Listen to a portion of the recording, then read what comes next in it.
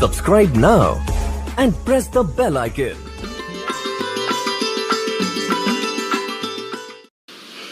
कुरान मजीद मैं अरबी मतन ऑफिस प्रकाशक है, ऑफिस बुक डिपो 422 मटिया महल जामा मस्जिद दिल्ली 6। कुरान मजीद हिंदी तर्जुमा यानी अनुवाद मौलाना फतेह मोहम्मद खान साहिब जालंधरी। तसही मौलाना अब्दुल मजीद मरसर साहिब। प्रकाशक है Farid book depot private limited नई दिल्ली। इतना इसमें ये वही सूरत फुरकानी है, ये सूरतुल फुरकानी सुरतुल ये सूरत बोलते हैं, सूरतुल फुरकानी 25। इसमें प्रश्न नंबर है 576। और यहाँ देखो इसमें वही है जो का त्यों, कोई अंतर नहीं है। यहाँ हम नीचे आएंगे, ये कबीरा शब्द है 52वीं आयत में। ये क्या है? 52वीं आयत है, फला तुतियल काफिरन व जाहिदुम बिही जिहादन कबीरा। उन्होंने उस कुरान शरीफ में कबीर लिखा है, इसने इसको अरबी भाषा को हिंदी लिपि में लिखते समय कबीरा लिख दिया। कबीरन कहो, कबीरा कहो, खबीरा कहो, ये वही परमात्मा है। अच्छा, इसमें ये कबीरन शब्द है। और फिर देखिए आयत नंबर 57 में 58 में, ये 57 खत्म है 58 में, इसमें खबीरा इवादी ही कबीरा, इवाद ही माने पूजा के योग, कबीरा माने कबीर परमात्मा। खबीरा कहो चाहे कबीरा। 59 में भी खबीरा और इसमें कबीरन लिखा है। तो इसलिए इस दास ये दिखाना चाहता है, कति कंसेप्ट क्लियर हो जा कि कबीरन शब्द का अर्थ हिंदी में कबीर ही है, हम कबीर कहते हैं। अब ये क्या लिखा है, ये हम फिर आपको कुरान शरीफ से रूबरू कराते हैं। ये देखिएगा, ये कुरान शरीफ से वही कुरान शरीफ है जो अभी आपको दिखाई थी। अब इसका सूरत फुरकानी वही चल रही है, सूरत फुरकानी 25। इसमें हम 52 आयत को पढ़ रहे हैं, वही है जो कुरान मजीद में आपने देखा। 52वीं आयत है, 51वीं समाप्त हुई। फला तुतियल काफिरन व जाहिदुम बिही कबीरन जिहादन कबीरन। इनका क्या अर्थ किया इस महापुरुष ने? इसी का 52वीं आयत का हिंदी में, ए पैगंबर यानी इस कुरान शरीफ बोलने वाला अल्लाह अपने पैगंबर मोहम्मद हजरत मोहम्मद को कह रहा है, ए पैगंबर, तो ए पैगंबर तुम काफिरों का कहा न मानना। और इस कुरान की दलीलों से उनका सामना बड़े जोर से करो। इन्होंने कबीर का अर्थ बड़ा कर दिया। और दास इसका अर्थ क्या बताता है कि इसमें ये कहा है कुरान शरीफ का ज्ञान दाता अल्लाह हजरत मोहम्मद से कह रहा है कि ये जो काफिर हैं वो कहते हैं कि तू जो बोल रहा है ये गलत बोल रहा है, और वो कोई और अल्लाह नहीं है बड़ा, यानी कबीर कोई अल्लाह नहीं है, कबीर नहीं है, और ये देवी देवता ही पूजना ठीक है। वह भी बुत पुरुष मूर्तियां पूजा करते थे। और तू इनकी बातों में मत आना कि इस कबीर के लिए, इस अल्लाह कबीर के लिए संघर्ष करना, यानी तू सत्य मानना जो मैं कह रहा हूं वो परमात्मा पूर्ण है। और ये वही है। कौन है? जिसने 6 दिन में सृष्टि रची, 7वें दिन तख्त पर जा बैठा है। इससे सिद्ध हो गया कि कुरान शरीफ के ज्ञान देने वाले अल्लाह से वो सृष्टि रचने वाला अल्लाह कोई और है, उसका नाम कबीर है। ये देखो, अब हम यह अपने हिंदी पढ़ ली 52 की, अब 53 की हिंदी पढ़ाएंगे आपको। प्रश्न नंबर 607 पे सूरत फुरकानी 25 ही चल रही है। और यहाँ अब 53वीं आयत में, और वही है जिसने 2 दरियाओं को मिला चलाया, एक का पानी मीठा प्यास बुझाने वाला और एक खारी कड़वा, दोनों में एक आड़ और मजबूत रोक बना दी। और वही है वो कबीर, वही अल्लाह कबीर वही है जिसने पानी की बूंद से आदमी को पैदा किया, फिर उसको साहिबे नसम ना साहिब नसब यानी किसी का बेटा या बेटी, और ससुराल वाला यानी दामाद बहू बनाया। और तुम्हारा परवरदिगार हर चीज करने में शक्तिमान है, सतगुरु जो चाहे सो कर ही, 14 कोट दूत जमडर ही। और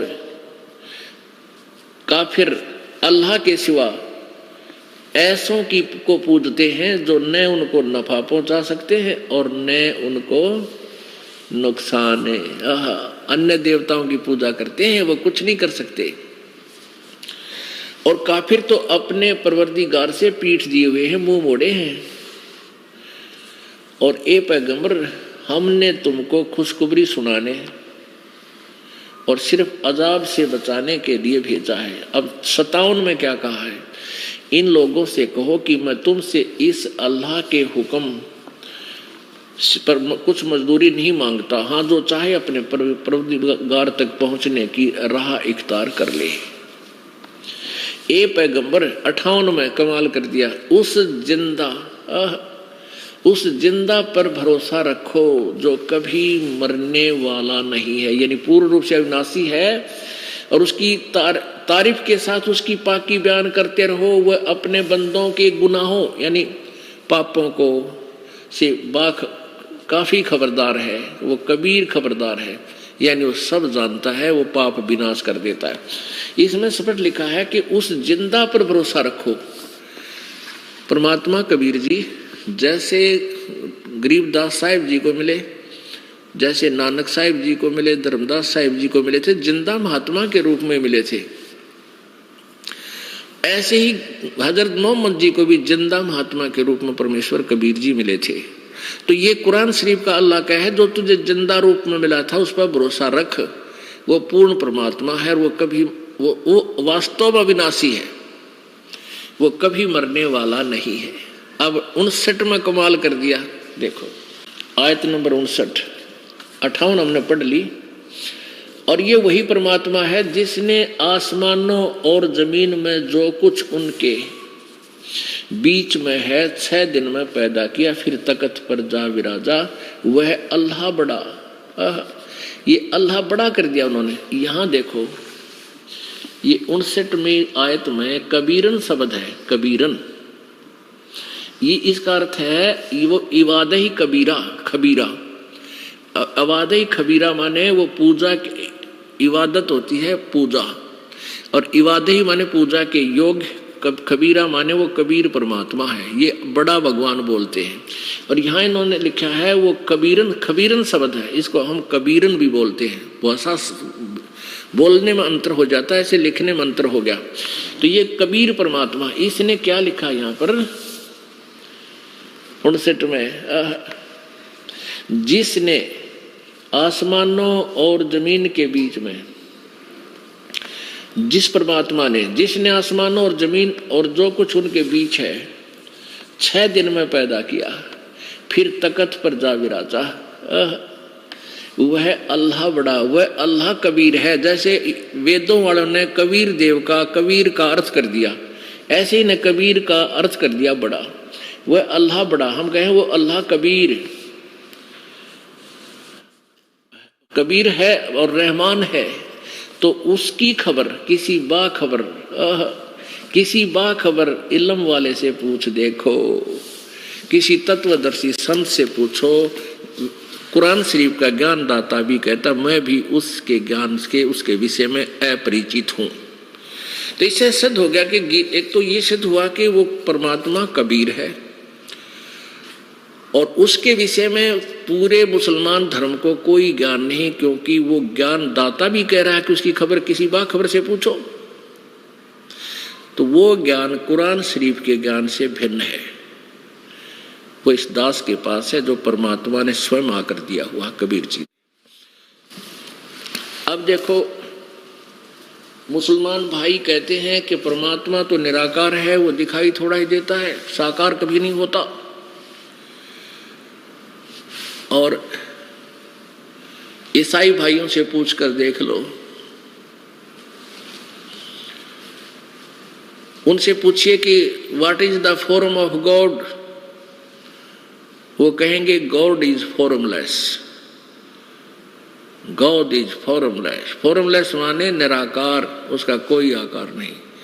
और वो पवित्र बाइबल को सर्वधार्य मानते हैं कि जो पवित्र बाइबल में लिखा वो फाइनल है। और ऐसे कुरान शरीफ में जो लिखा वो फाइनल मानते हैं मुसलमान धर्म के लोग, बिल्कुल सही है। और ऐसे ही हिंदू धर्म के लोग जो वेदों और गीता जी में लिखा है वो उसको पवित्र वेदों और पवित्र गीता जी, पवित्र पुराणों के ज्ञान को फाइनल मानते हैं। और वेदों और गीता जी में लिखा परमात्मा साकार है, वो मनुष्य जैसा है, और वही यहाँ वहां से चलकर यहाँ साकार रूप में प्रकट होता है, अपना ज्ञान प्रचार करता है, और किसी ने ज्ञान नहीं। ये हमें सभी पूरे विश्व में लोक वेद चल रहा था, यथार्थ ज्ञान नहीं था। अब आपको दिखाते हैं पवित्र बाइबल। इसमें परमात्मा की क्या फॉर्म बताई है, कैसा बताया है, साकार बताया है, मनुष्य सदृश बताया है कि मनुष्य जैसा है। अब देखिएगा पवित्र बाइबल, संपूर्ण जीवन अध्ययन बाइबल, संपूर्ण जीवन अध्ययन बाइबल।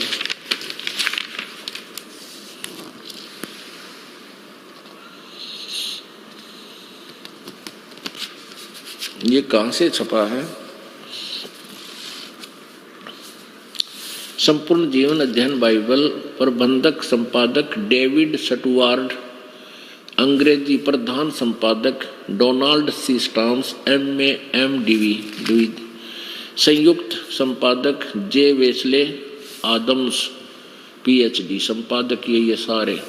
ये कहाँ से छपा है? USA से। Life publishers international, Springfield Missouri और USA से। अब इसमें आपको दिखाते हैं उत्पत्ति ग्रंथ में। ये देखो, इन बिल्कुल प्रारंभ में 4 पृष्ठ पे उत्पत्ति ग्रंथ आरंभ होता है। परमात्मा ने आदि में परमेश्वर ने आकाश और पृथ्वी की सृष्टि की। पृथ्वी बेडौल और सुनसान पड़ी थी आदि। फिर परमेश्वर ने कहा उजियाला हो, उजियाला हो गया। इस प्रकार पहला दिन हो गया। फिर सांझ हुई, फिर भोर हुआ, इस प्रकार वो दूसरा दिन हो गया। तो परमेश्वर ने एक अंतर बनाया, उसके नीचे जल और उसके ऊपर जल के को अलग किया, और वैसे ही हो गया। और परमेश्वर ने उस अंतर को आकाश कहा, तथा सांझ हुई, फिर भोर हुआ। इस प्रकार दूसरा दिन हो गया। फिर तीसरा दिन, फिर चौथा दिन, फिर चौथा दिन, सांझ हुई, फिर भोर हुआ, फिर चौथा दिन। इसमें जो कुछ रचना की। फिर पांचवा दिन, सांझ हुई, फिर 5 पृष्ठ पे सांझ हुई, फिर भोर हुआ। इस प्रकार 5वां दिन हो गया। अब छठा दिन पढ़ेंगे। अब यहाँ ये छठा दिन चलेगा। ये छठा दिन शुरू हो गया, ये तो 5वां दिन समाप्त हुआ। छठा दिन चल रहा है। तो 26 नंबर श्लोक में लिखा है कि फिर परमेश्वर ने कहा, हम मनुष्य को अपने स्वरूप के अनुसार अपनी समानता में बनाएं, और वे समुद्र की मछलियों और आकाश के पक्षियों और घरेलू पशुओं और सारी पृथ्वी पर और सब रेंगने वाले जंतुओं पर, पृथ्वी पर रेंगते हैं, अधिकार रखे। यानी वो उनसे शाना हो, उनका कंट्रोलर हो। तब परमेश्वर ने मनुष्य को अपने स्वरूप के अनुसार उत्पन्न किया। अपने ही स्वरूप के अनुसार परमेश्वर ने उसको उत्पन्न किया, नर और नारी करके मनुष्य की सृष्टि की। तो पुण्यात्मा बताओ फिर भगवान कैसा? अब विचार करो, पवित्र बाइबल कह रहा है कि परमात्मा ने छठे दिन मनुष्यों की उत्पत्ति की और कहा कि मैं मनुष्य को अपने स्वरूप के अनुसार उत्पन्न करूंगा। और परमात्मा ने मनुष्य अपने जैसा बना दिया और नर और नारी करके उनकी उत्पत्ति की। तो परमात्मा कैसा हुआ? अंडरस्टूड है, वो नर आकार है, मनुष्य जैसा है। और गरीबदास साहिब जी ने कहा कि हमरे ही हुनियार है, हमारा सृजनहार, हमारा भगवान, हमारी उत्पत्ति करने वाला प्रभु हमारे जैसा, मनुष्य जैसा ही है। अब यहां देखिएगा, सांझ हुई, इसमें खाने के लिए भी किसी को मांस खाने का आदेश नहीं है, ये देखिए साथ में ही। फिर परमेश्वर ने कहा, उनसे कहा, सुनो, जितने बीज वाले छोटे छोटे पेड़ और पृथ्वी के ऊपर जितने वृक्षों में बीज वाले फल होते हैं, वे सब मैंने तुमको दिए हैं, वे तुम्हारा भोजन के लिए। परमात्मा पूर्ण ब्रह्म का आदेश कहीं नहीं है जो मांस खाने का हो। ओए होए, केवल लिखा है कि फिर मनुष्य, परमेश्वर ने कहा मनुष्यों को कि सुनो, जितने बीज वाले छोटे छोटे पेड़ और सारी पृथ्वी के ऊपर जितने वृक्षों में बीज वाले फल होते हैं, वे सब मैंने तुमको दिए हैं, वे तुम्हारा भोजन, तुम्हारे भोजन के लिए, नथिंग एल्स, इसके अतिरिक्त कुछ भी नहीं।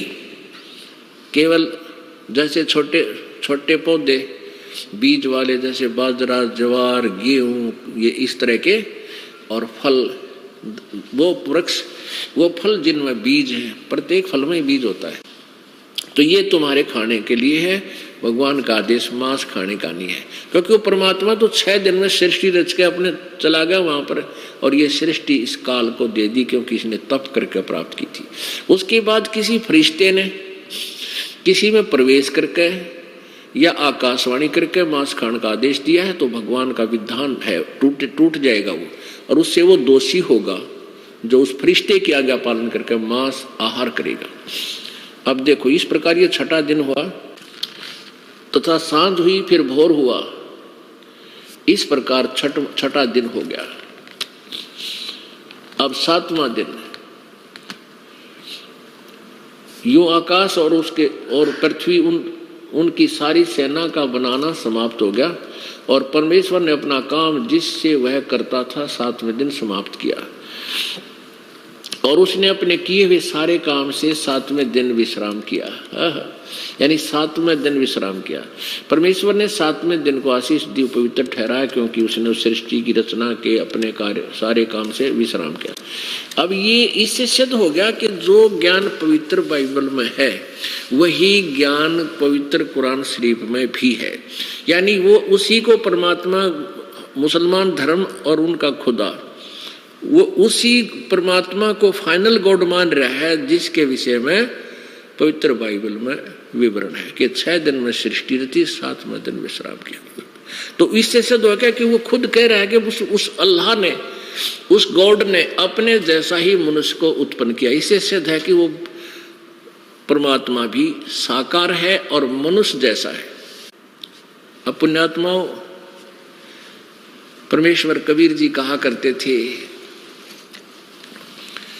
भाई मोती मुक्ता दर्शत नाही, ये जग है सब अंदरे, दिखत के तो नैन चश्म, इनका फेरा मोतिया बंदरे।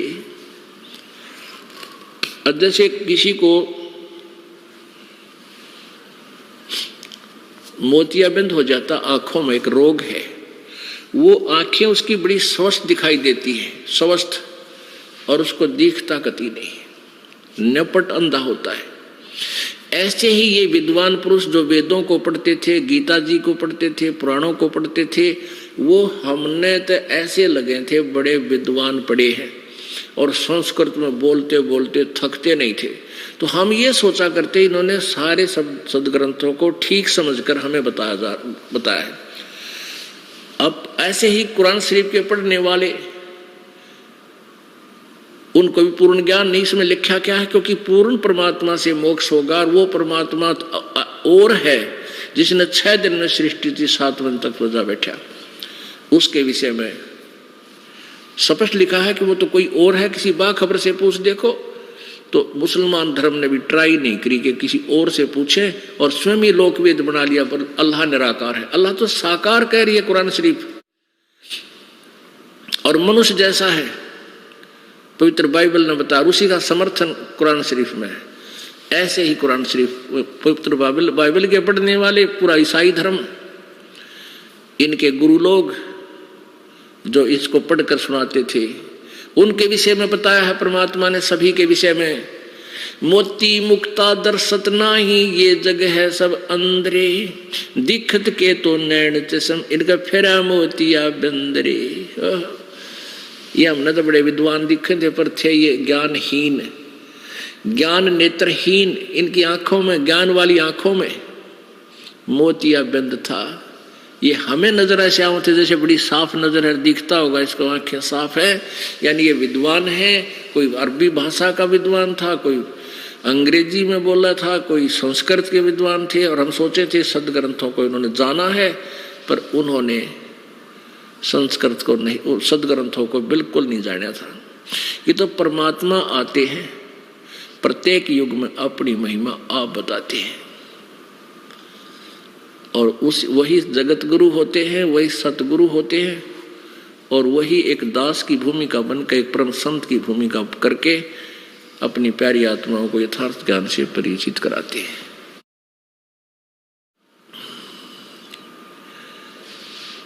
अब ये जो समागम चल रहा है पुण्यात्माओं, इस खुशी में चल रहा है कि इस दिन जो 26 तारीख है फरवरी 2010 की, यानी फाल्गुन उतरते की द्वादशी, इस दिन कबीर परमेश्वर जी सतलोक से चलकर इस भारतवर्ष की पवित्र भूमि पर आए थे, हरियाणा में।